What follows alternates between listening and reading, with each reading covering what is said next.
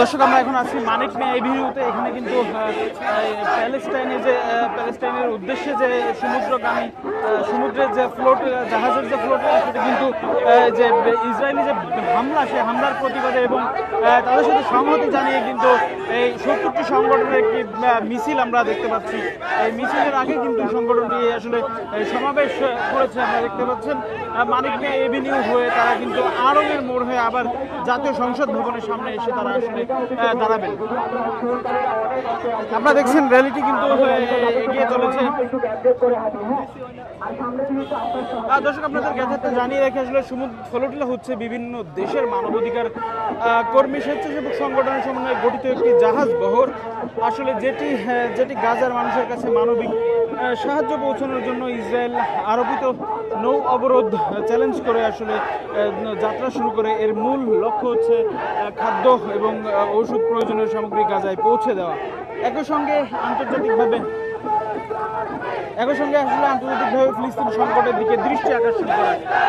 সেই দৃষ্টি আকর্ষণ করতে যে জাহাজ সমুদ্রে অভিজ্ঞ রয়েছে, সেই জাহাজের প্রতি সমর্থন জানিয়ে এবং যে জাহাজগুলো আসলে আটক হয়েছে, সেই আটক জাহাজগুলো যে মুক্তি, সেই ফ্রি করার দাবিতে তারা কিন্তু বিক্ষোভ মিছিল করছে।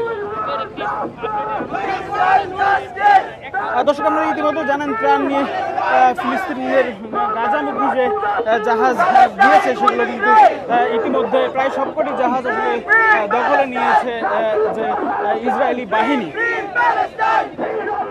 এই নৌবহরের থেকে কিন্তু ইতিমধ্যে 500 জনেরও উপরে আসলে যে মানবাধিকার কর্মী, তাদেরকে আটক করা হয়েছে। তাদের মধ্যে আসলে আলোচিত সুইডিশ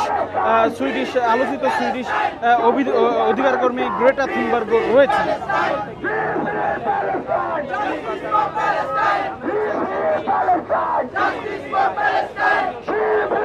আপনাদের জ্ঞাতার্থে জানিয়ে রেখি যে এই যে যাত্রাটির নাম দেওয়া হয়েছে সমুদ্র ফ্লোটিলা, অর্থাৎ এই এই নামের অর্থ হচ্ছে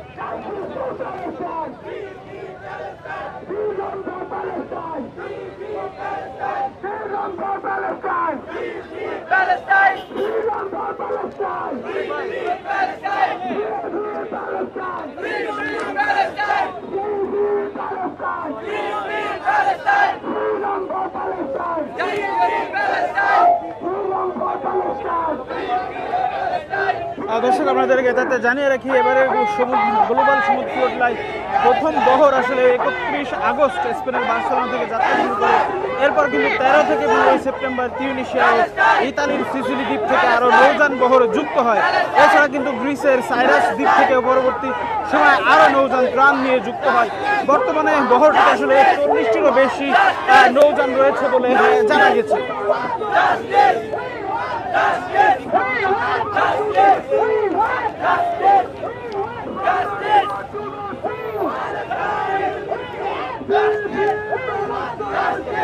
দর্শক, শুরুতে নৌবহরে কিন্তু 50টির বেশি জাহাজ ছিল। অন্তত 44টি দেশের প্রতিনিধিত্বকারী শত শত আন্তর্জাতিক স্বেচ্ছাসেবক কর্মী কিন্তু কর্মী ও আইন প্রণেতারা ছিলেন।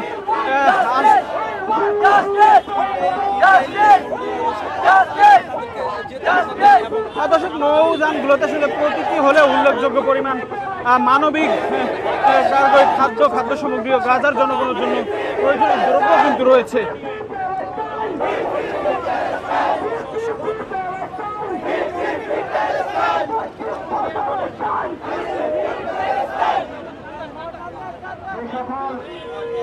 নারী অংশগ্রহণকারীরা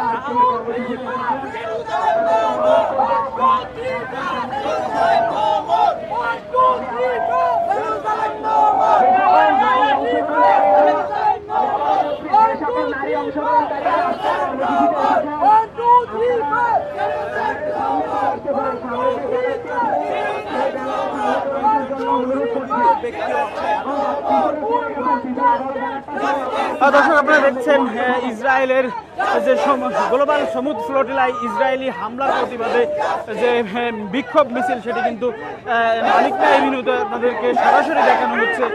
আপনারা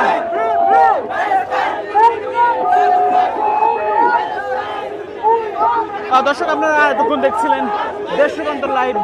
পরবর্তী আপডেটের জন্য দেশ রূপান্তরে চোখ রাখুন।